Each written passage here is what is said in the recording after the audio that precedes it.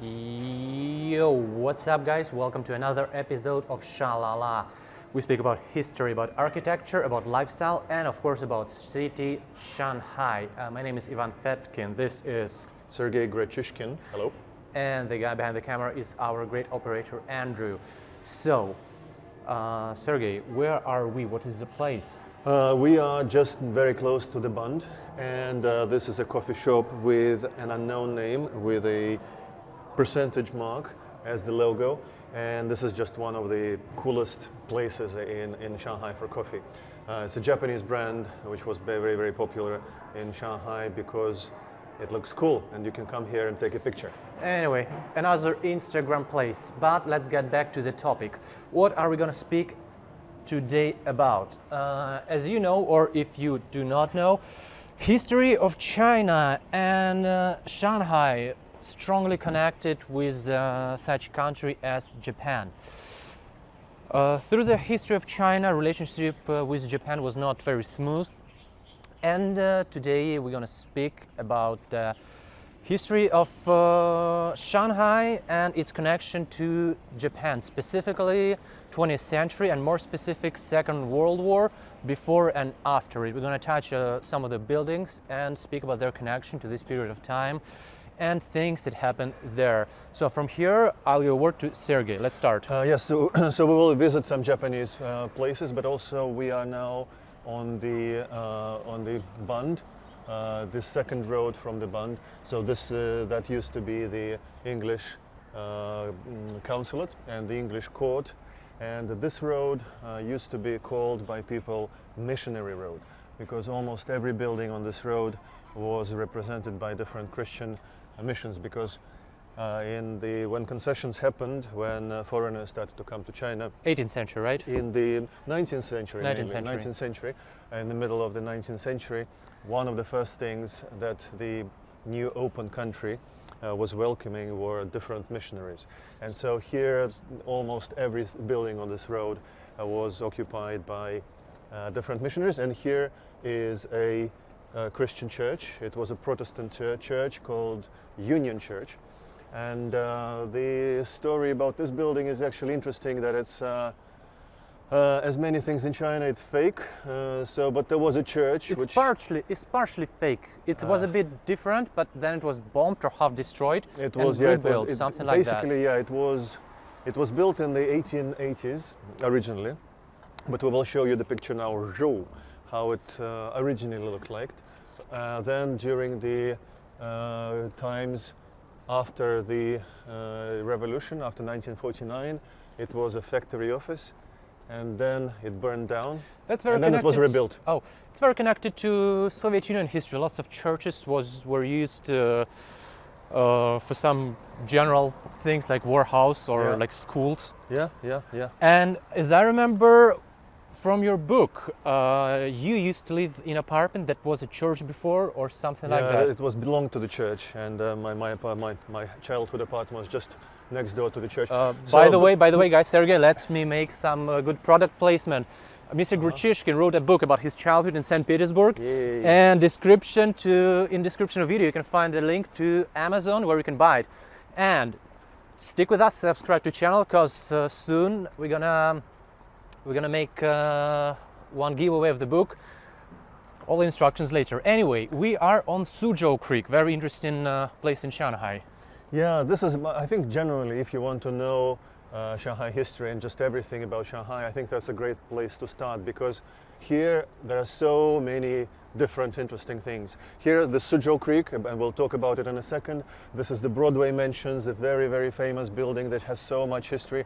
This building just next to us, that used to be a rowing club.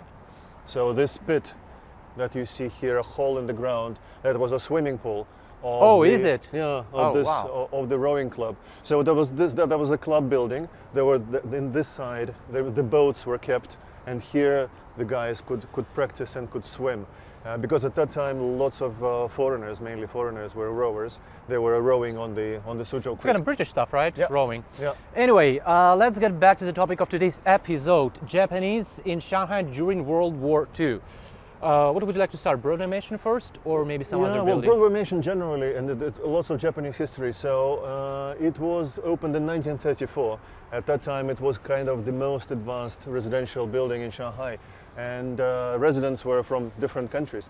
And then in 1937, Japanese guys came to Shanghai, and they occupied Shanghai. But that part of Shanghai on the other side of Sugrojo Creek was the strength, the area of strength of Japanese. Yeah. And so they kicked everybody from this building who were not Japanese, and there was a huge Japanese flag flying all over it. And then there was a fight when the Japanese were kicked out from Shanghai. That was also a fight around this building. What about the Sihang Warehouse that we're going to touch later today? Yeah. The one that movie 800 is... oh yes. I think that's one of the main fights That was also, there was another fight on this Sujo Creek. Sergey, let me ask you this question. Right next to Broadway Mansion is an older building, that smaller mansion, that is a Russian embassy now, and as I know before. Yeah, was it? Yeah, Russian consulate. Yeah. So it was built in 1916, and it just opened as a consulate of Soviet Empire in 1917, just at the time of the Russian Revolution. So it was kind of an awkward situation for a couple of years, because China was not accepting Soviet Union yet, and the white Soviet ambassador here, whose name was Grosse, he was sitting here and saying, okay, I'm still representing the Russian Empire. And it was already USSR back there. Yeah. Oh. Yeah. So till 1922, effectively that was a kind of a... He was representing the country that does not exist anymore. Exactly. And then China accepted Soviet Union, and they were kicked out, and they were sitting somewhere in the French concession saying that he was the real ambassador of Russia, or the consulate of Russia. So it's like one of those runaway Russian Empire, like the white movement in Russia back in the day. Yeah, one of those guys. Absolutely. So now we're crossing the Sujo Creek, which has always been a very important river. As you may remember, Shanghai had lots of rivers. Shanghai used to have on the road, on the sea. So there were many rivers like this, which later became roads. But Sujo Creek stayed as a river.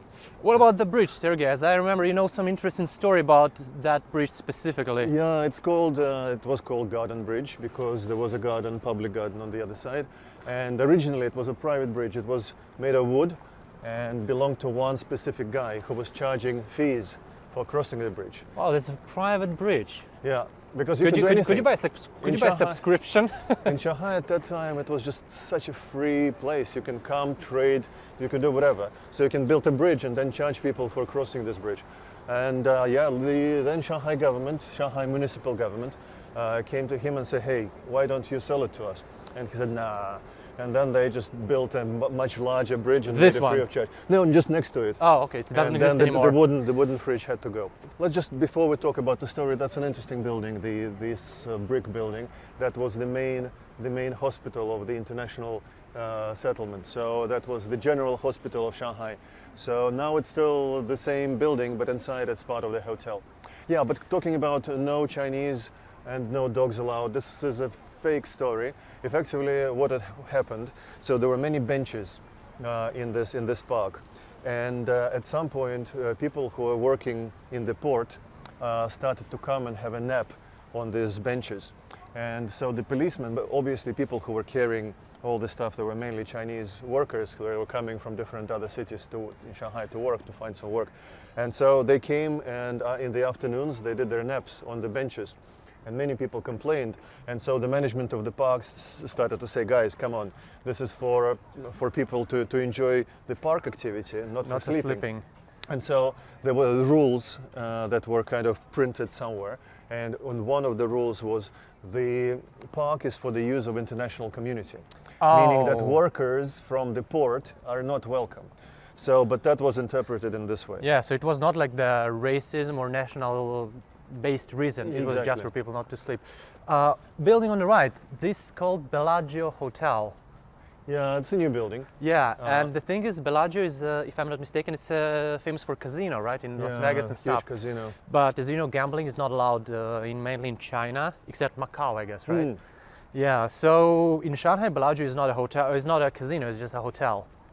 And to be honest, I think like in 10 years this style of architecture will not look so cool Yeah, and it's nice. so-called fake deco. It's kind of resembling Art Deco, but it's new.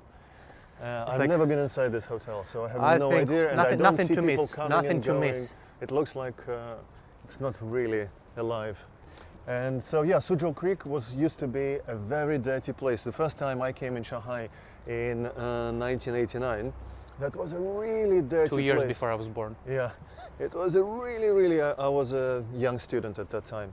And really dirty, lots of boats, lots of stuff. People many lane neighborhoods where people lived, they didn't have any sewage. So all of this dirty stuff was going into the river. And then about 20 years ago, Shanghai government said, hey, we need to do something about it. And they cleaned it up. And now there are birds, and now there's fish. So this is just an amazing, and as you can see, this pavement, Nothing of this exists like 20 years ago, I think. Yeah. Even 2 years ago, this road was just for cars, so it wasn't a walking road. Yeah, so And now let's stop here maybe and And check. now we turn this way, yeah. Sorry, maybe Yeah, this is the English, the former Post office. British post office of the international settlement, because in every country where Britain was operating, an office of a post office was extremely important. Same thing in Singapore, in Hong Kong, same thing in Shanghai. So now it's a museum of the post office. But let's go to that building over there. and and couple questions according to our episode's topic. What happened with this during the Japanese invasion? Was it? They took it over. Oh, okay. So everything in this part of town, Japanese effectively took over. All the good quality buildings were taken for some use of the Japanese administration, and so now we are going to one of these buildings, which is a sad place. So this Sichuan Road, and this is a bridge, and in 1930s. This building was built there, and it was called the Bridge House Hotel. That one, right? Yeah, It was a hotel. it was a hotel called Bridge House Hotel. This white building, it was not white before. And it was a high level, mainly focusing on Chinese businessmen who were coming to Shanghai to do some business. It was a nice hotel, but it was built in 1934. But it was not a hotel for a very long time, and in 1937, when Japanese came to Shanghai, it became a kind of Prison. Prison. A Gestapo to some extent. It's effectively a place where unwanted people, Chinese, Like and based on political foreigners, reasons, was kept. Yeah, unfortunately, during the Japanese invasion to China, lots of bad stuff happened. Lots of people, Chinese people, were killed by Japanese army. Until now, this is a very big scar for Chinese people in Chinese history. So here we are, the building that used to be a luxurious or quite fancy hotel, then turned into political prisoners' place to kept, and now it's a residential building. Important thing to notice, we have original rooftop. You can see a lot of Art Deco details. It's not often in Shanghai you can see building that was not reconstructed with added floors on top. Anyway, I'm not very familiar with details, but we have Sergey here, and Sergey, let's go. Yeah. So basically, many people who live here now it's just an apartment building. They don't really realize that between 37 and 45, there were thousands of people who were kind of tortured and killed to death.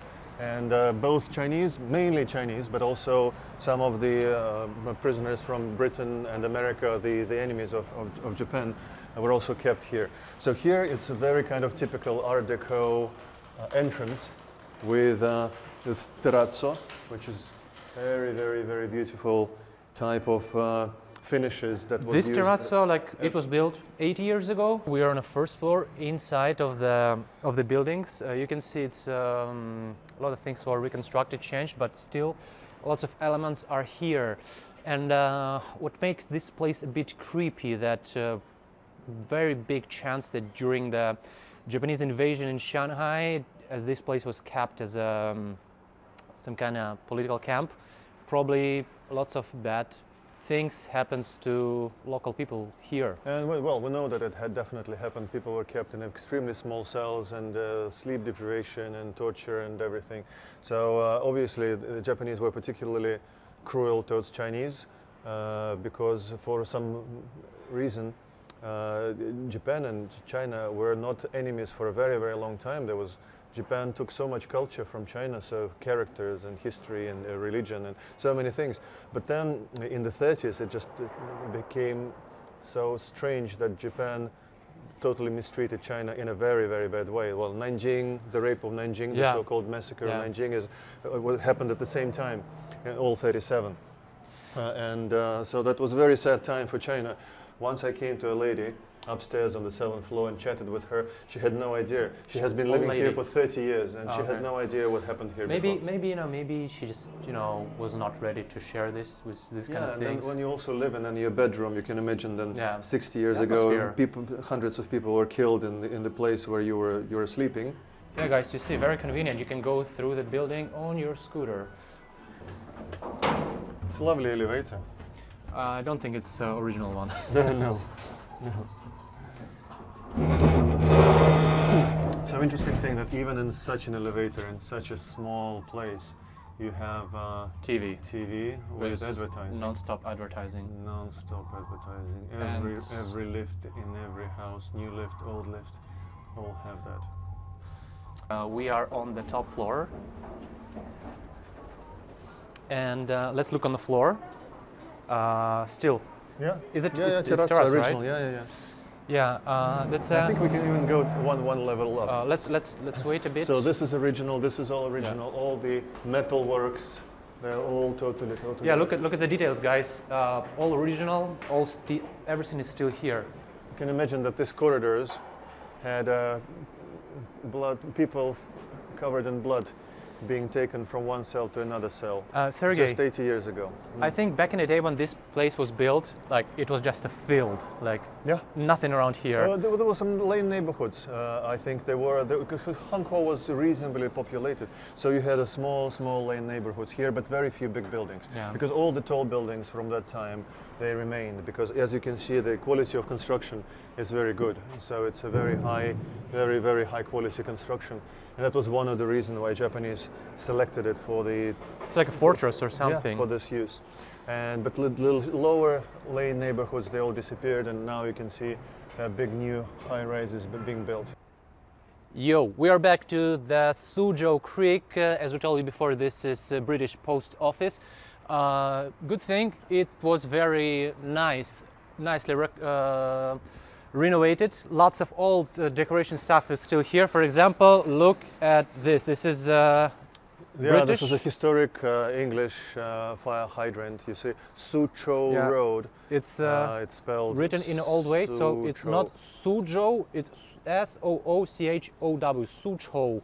Yeah, because it was a Shanghai dialect at the time when the concessions were evolving here. There was no Putonghua as such. There was no formal language for all of China, so people were transcribing Shanghai-hua, Shanghainese dialect. So we're going to our final destination for today. Not the final in historical sense. In historical sense. Because we still have one good place to go recommendation. It's a nice restaurant bar. We won't tell you right now. Stay till the end of the video. Anyway, back to the topic, Japanese in Shanghai. Yes, so this part of Shanghai, as we said, was dominated by Japanese, and after 37 events in Nanjing, and after all the atrocities the Japanese have done in China, there was a global outcry, and Japan was extremely criticized by everybody, so they wanted to become a little bit softer. So when, at the same time, when the horrible things happened to Jewish people in Germany, Japanese decided to be very soft to Jews, to the Jewish immigrants who were coming to China, coming to Japanese-controlled Shanghai.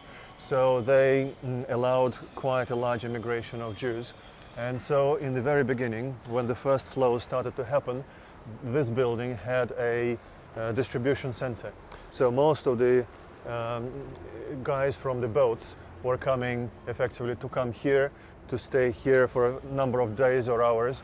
And then they were sent to live somewhere in the in the international settlement here. So, what is the Japanese name of this occupied. building? It's called Embankment building. And was built by well-known. Yes, Victor Sassoon, very famous oligarch who was controlling big chunk of real estate in Shanghai, and that was one of the buildings which also has his name in the shape of the building. If you look at it, it goes like S, so it was Victor Sassoon. The whole building is connected. You can come from main door here, go to the last floor, and you can go through all of the building till the end. Yeah, when it was built in 1934, it was a very, very risky investment because this side of Suzhou Creek, it was kind of a not very good place to live, and all of a sudden it was stink. And like exactly, the river was really stinky because all the dirty stuff was thrown into the river, and that was a risk. But actually, it became very popular, and so many wealthy dwellers lived here, but not for a very long time because Japanese came very quickly. So here you can also see quite a lot of original. What is this? This is B and this is E, Embankment building. Oh. And I was complaining to you about the new mailboxes Yeah. that were installed here just recently. We will show you a picture of the original ones.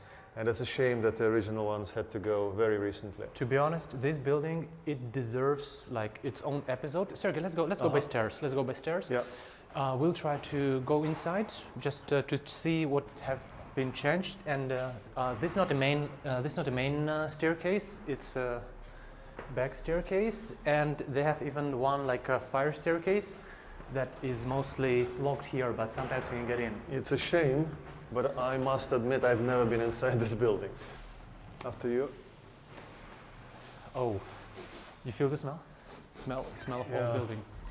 Anyway, reconstruction wasn't so bad. See, details are still original. The end of the road and the toilet. Yeah. So I guess Let's go. it started to rain again. We are still in this beautiful building. We went up on the 4th floor, and now we're gonna try to go through the whole building and gonna show you all the interesting things inside. Yeah, still lots of works clearly happening here. Yeah. It went through a big renovation recently. Oh, it's still here. It's still here. It's still here, Sergey. Original numbers. Yeah, that looks like original. Yeah. Most of the big apartments had also separate small apartments with small entrances for maids. So it was kind of very, very advanced for the time and for that particular part of Shanghai, which was not yet very, very well developed in terms of high quality buildings in the 30s. But apartments in this building are really nice. I checked Airbnb. Some apartments like really have high floors, high ceilings, and big windows. So this is the original door with all the original Yeah. features. So someone has taken it off and is throwing it away. You see all the Art Deco elements. One of the special thing about Art Deco is that Art Deco can be everywhere. In the furniture, in the doors, in the handles, in the outside of building. So it's a style that has everything.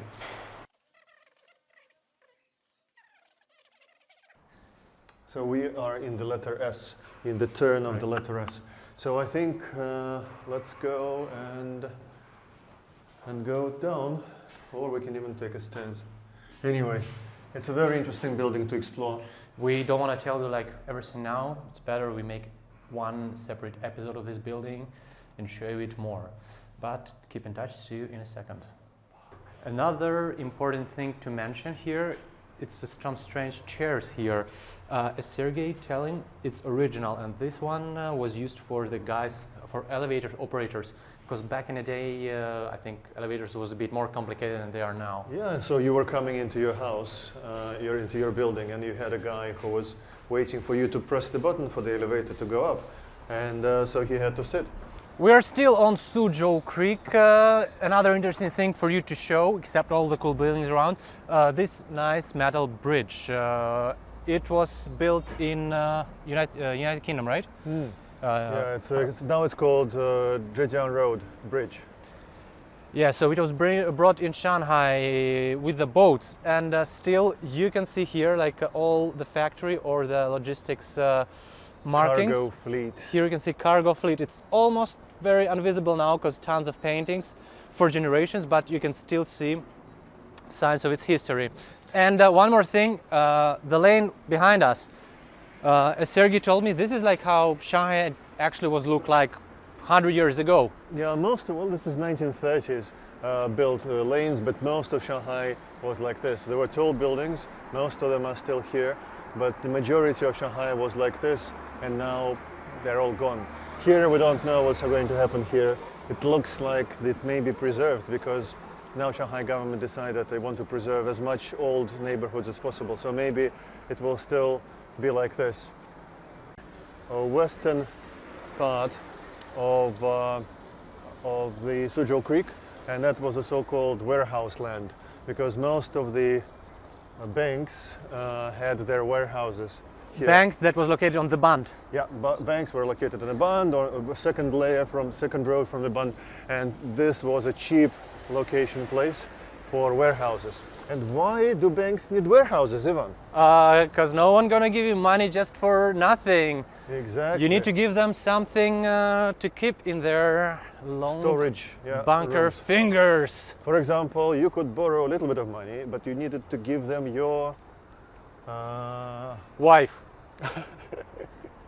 Your automobile, Okay, for example. okay. But that was for cool guys, for the rich guys. Or you could give your typewriter.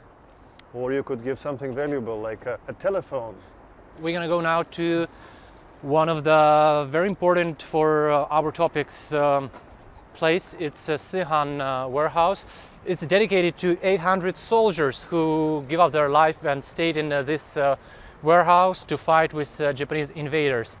Yeah, It's this like- side of the building Yeah. was very damaged during the fighting, but as you can obviously understand, this building was used during many, many years, and only after this story became so apparent, this wall was recreated. So it's not original bullets holes, it has, and the letters there, the name of the warehouse are not original, but it's almost exactly how it looked like because there were pictures of the same damage that was made by the Japanese to the building. And time to open you the main part of our episode and the place where we are heading to. That's a well-known institution in Shanghai, Beer Lady PZOI, and let's go check inside. Honestly, I'm not a beer guy, but You're a lady guy. Ooh, Sergey, my girlfriend can see it. Check this out.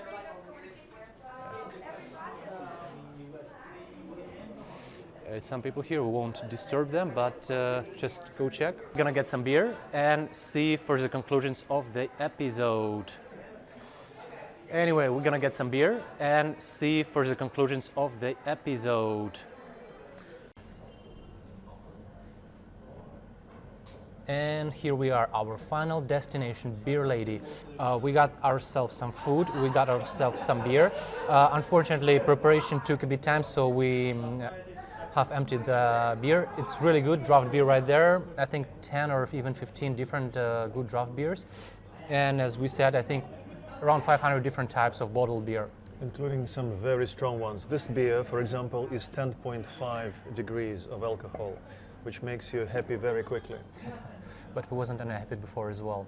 Yeah, we're happy, very, very happy, but now it's even happier. Anyway, guys, today's episode was about Japanese presence in Shanghai. And not only. Yeah, and it was a lot of different things touched. Thank you very much for watching the video till the end. All the descriptions, addresses, all the locations are in the description below the video.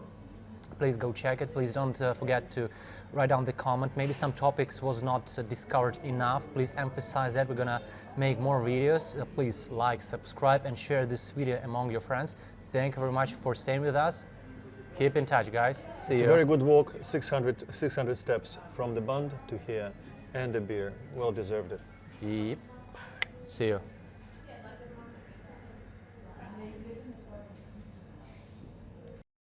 And oh, we came here to get drunk. But have a good time, guys. Thank you. Advertising. And- Every lift in every house, new lift, old lift, all have that.